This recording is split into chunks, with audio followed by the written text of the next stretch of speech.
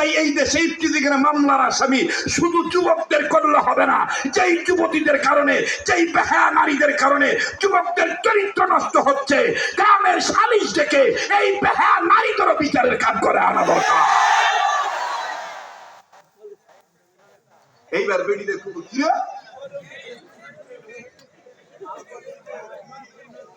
সব দিকে টাচ দিতে হবে, কথা বলেন ঠিক কিনা?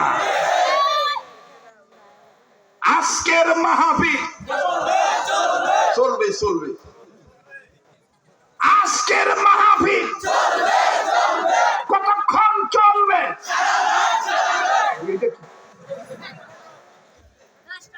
আমি আরো করছি, আমি হন খাইতাম না, ওয়াজ করে দিবে খাইয়া দাম আমার সারা পর আমি মরি জমগা। আরে চলো গরম লাগতেছে না ভাই? দেখা হবে কটিয়ারদি বাস স্ট্যান্ড ইনশাআল্লাহ। কটিয়ারদি বাস স্ট্যান্ডের আমার বাবলু ভাইয়ের মাহফিলের তারিখ যেদিন ঘোষণা হবে, দল বেঁধে বেঁধে গ্রাম থেকে যাইবা স্লোগান দিয়ে।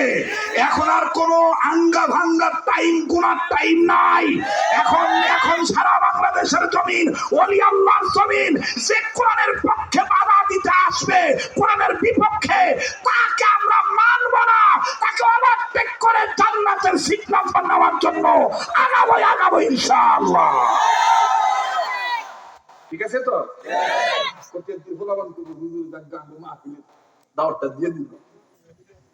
দেখা হবে ইনশাআল্লাহ। এবার ডাক দিয়ে কইতেছে, তুমি লেখছো নানার নাম মিম হা মিম দাল, আমি কি লিখতাম পারি না? এবার লেখছে হযরত হোসেন, পিছনে লেখছে মিম হা মিম দাল, আমিও লিখছি মোহাম্মদ।